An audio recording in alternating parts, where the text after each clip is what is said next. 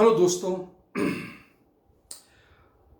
Conjunction यानी कि युति, इस पे मैं एक सीरीज बना रहा हूं। आप जानते हैं मैं हर 2-4 दिनों में उसके ऊपर एक कोई टॉपिक जरूर वीडियो बना करके आपके सामने रखता हूं।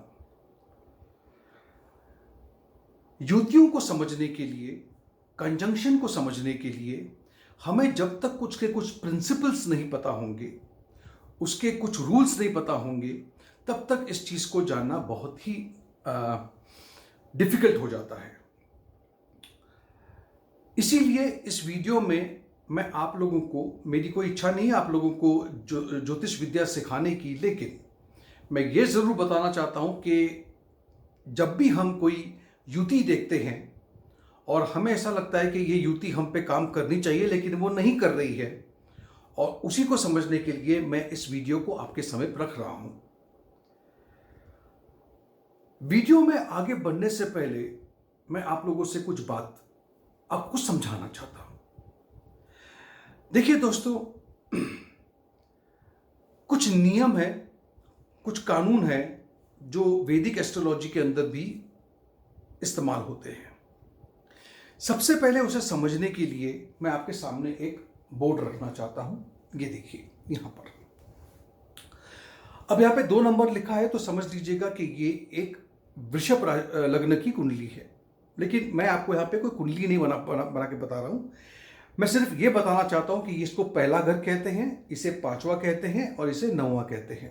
ठीक है, इसे हम त्रिकोण भी कहते हैं। ये ट्रायंगल बनता है, इसको त्रिकोण कहते हैं। तो ये घर, ये घर, ये घर त्रिकोण है, और इसके जो मालिक है उसे हम त्रिकोणपति कहते हैं। ठीक है, उसी तरह से चौथा घर, 7वां घर, 10वां घर और पहला घर फिर से केंद्र भी कहलाता है, यानी कि इन घरों के मालिक को केंद्रपति कहते हैं। यहां पर अभी जो मैं बात कर रहा हूं उसमें मैं इस घर को और इस घर को नहीं ले रहा हूं, इस विषय को नहीं उठा रहा हूं। मैं आपका ध्यान सिर्फ 4 घरों पे आकर्षित करना चाहता हूं। केंद्र, केंद्र, त्रिकोण, त्रिकोण। इसके जो मालिक होते हैं इन्हीं से बनता है जिसे आप कहते हो योग कारक, कि ये कुंडली योग कारक है। कोई एक ऐसा ग्रह है जो केंद्र का और त्रिकोण दोनों का मालिक होकर के बैठ जाता है। जैसे कि इस चार्ट में अगर आप देखोगे तो वृषभ राशि के लिए ये होता है मकर और कुंभ। दोनों के मालिक जो हैं, एक त्रिकोण है और एक केंद्रपति है, वो है शनिदेव। उसी तरह से अगर मान लो ये 5 नंबर होता, यानी कि ये साइन होता सिंह राशि की, तो सिंह राशि के लिए ये बन जाते आपके एक केंद्र और एक त्रिकोण, मंगल बन जाते हैं। ठीक है, वहीं पर जो मैंने यहां पे जो क्रॉस डाला है, ये है 6ठा घर, 8वां घर और 12वां घर। यही वो घर है जो आपकी जिंदगी में अड़चने पैदा कर देता है, और ये अड़चने पैदा करता है और आपके समझ में नहीं आता कि ये अड़चन क्यों होती। क्योंकि जब आप कुंडली देखते हो आपको पता पड़ता है कि गुरु की और सूर्य की युति किसी जगह पे हो रही है, और आप बोलते हो कि ये तो बहुत ही अच्छे मित्र हैं, मित्र होने के बावजूद ये क्यों मुझे फल नहीं दे रहे हैं। उसी को समझने के लिए हमें थोड़ा सा बोर्ड पे चलना होगा। ये जो बोर्ड आपको मैं दिखाने जा रहा हूं, ये देखने में आपको बड़ा ही अजीब सा लगेगा, लेकिन इसे समझने के लिए या समझाने के लिए मैंने इसी की एक फोटो इस वीडियो के में डाल दी है, ताकि आप आराम से इसको उतार करके, अगर आपको इस चीज़ में दिलचस्पी है तभी आप उतार करके देखिए, और अब आप अपनी खुद की कुंडली में देख पाओगे कि आपका जो भी लग्न है उसके लिए कौन से ऐसे ग्रह है जो आपके लिए बाधा उत्पन्न कर रहे हैं, और कौन से ऐसे ग्रह हैं जो आपके लिए शुभकारी है, आपको अच्छा फल दे सकते हैं। चलिए देखते हैं कैसे होता है ये। सबसे पहले समझिएगा कि ये है लग्न, जिसको मैंने साइन लिखा है, और कौन सा वो ग्रह है जिसके बारे में हम विचार करेंगे। ये आपके 1 से लेकर के 12 खाने हैं, घर है। और सबसे पहले मैं आपको कोई उदाहरण दे रहा हूं 2-4 लग्नों का, पहला जो है वो है मेष राशि, यानी कि अगर आपकी कुंडली में लग्न मेष का है तो आप देखिए कि आपके लिए छठा, आठवां और 12वां जिसको मैंने सर्कल किया है, गोल किया है, ये आपके लिए हानिकारक हो जाएगा, ऑब्स्टिकल करेगा, ये ग्रह आपको अच्छा प्रभाव नहीं देगा। और उसी लिए मैंने कहा था आपसे कि मान लो कि ये देखो त्रिकोणपति कौन है, सूर्य और गुरु आपस में दोस्त हैं, अच्छे मित्र हैं। कुंडली देख करके आप बड़े खुश हो जाओगे कि अरे ये तो बहुत अच्छे ग्रह बैठे हैं। लेकिन आप देखिए त्रिकोणपति बैठा है गुरु, जो गुरु 12वें घर का मालिक होकर के बैठा है, तो यहां पर दिक्कत यहां आ जाती है। फिर हमें पता करना है कौन से घर में ये बैठे हैं, तो उस घर से हम विचार कर सकते हैं। उसी तरह से जहां पर मैंने 4, 5, 9, 10 के ऊपर वाई लिखा है, यानी कि योग कारक, ऐसे कौन से हैं जो योग कारक बन जाते हैं। अब देखिए मेष राशि के लिए कोई भी ग्रह योग कारक नहीं है, ठीक है। लेकिन अगर आप नीचे आते हो, ये देखिए वृषभ राशि है, यानी कि टॉरस है। वृषभ राशि के लिए आप देखो 9 और 10 जो घर है वो शनि देव के हैं, ठीक है।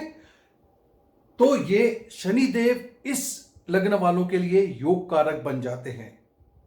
अब योग कारक प्लैनेट के साथ में अब मान लो चलो शनिदेव योग कारक है, लेकिन ये पूरा योग आपको दे नहीं पा रहे हैं। क्यों? क्योंकि अगर इनकी युति कोई भी ऐसे ग्रह से हो जाए जो मान लो कि शनिदेव शुक्र के साथ बैठे हैं, मित्र है, बहुत अच्छे मित्र है, लेकिन छठे घर को रूल करते हैं, बाधा कर देंगे।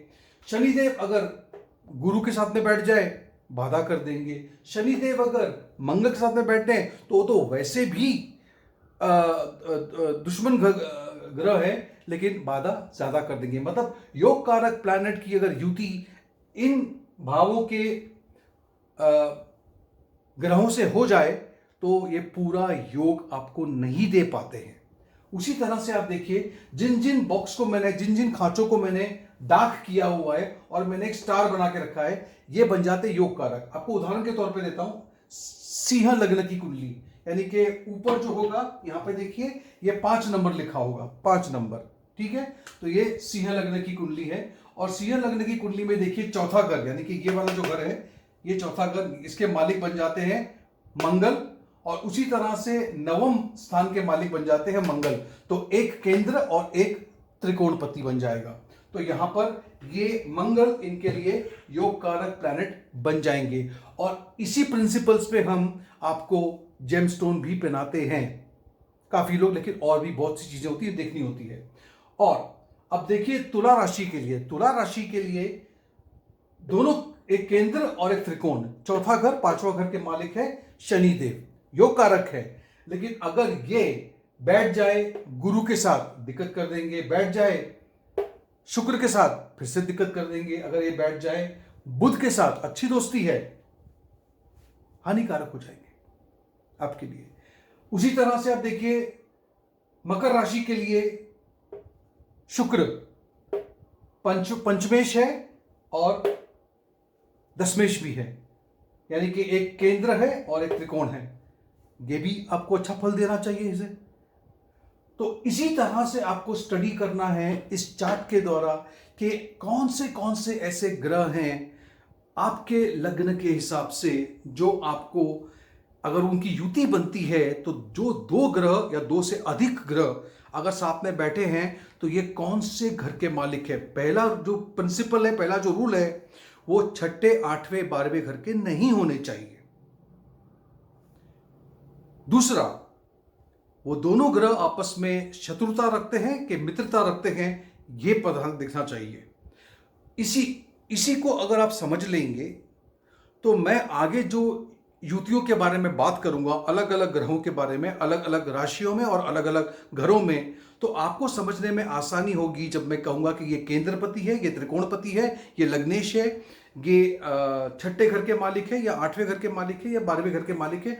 आपको समझ में आएगा कि क्यों बाधा उत्पन्न हो रही है इन ग्रहों के, आपको अच्छा फल देने में क्यों वो असमर्थ हो जाते हैं, जबकि कुंडली को देख के तो लगता है कि ये ग्रह आपको अच्छा फल देना चाहिए। मैं यहां पे बिल्कुल भी कोशिश नहीं कर रहा हूं कि मैं आपको कोई ज्योतिष विद्या पढ़ाऊं, लेकिन अगर मैं चाहता हूं कि आप लोग को थोड़ा बेसिक्स पता होना चाहिए, ताकि है ऐसे कुछ लोग जो ठग भी लेते हैं आपको। ज़्यादातर जो मुझे फ़ोन आते हैं कंसल्टेशन के लिए, वो सीधा बोल देते कि आपके ऊपर हमें पूजा करने के लिए कहा है, 25,000 30,000 खर्चा करने के लिए कहा है। मैं बोलता हूँ लेकिन उसका कारण क्या है? बोले आप पे राहु चल रहा है। देखता हूँ तो राहु महादशा तो ना आगे है ना पीछे है, ना ही गोचर में है। खैर एनीवे, तो अगर आपको ये वीडियो पसंद आया है तो इसे आप शेयर कीजिए, इसे आप लाइक कीजिए, इसे आप, अगर अब तक आपने मेरे इस चैनल को सब्सक्राइब नहीं किया तो सब्सक्राइब कीजिए, और कोशिश कीजिए, मैं इस तस्वीर को खींच करके स्क्रीनशॉट इस वीडियो में डाल रहा हूं, प्लीज इस स्क्रीनशॉट को देख करके इसको समझने की कोशिश कीजिए। हर लग्न और हर घर के बारे में मैंने आपको इसमें एक्सप्लेन किया है। धन्यवाद, thank you so much, God bless you.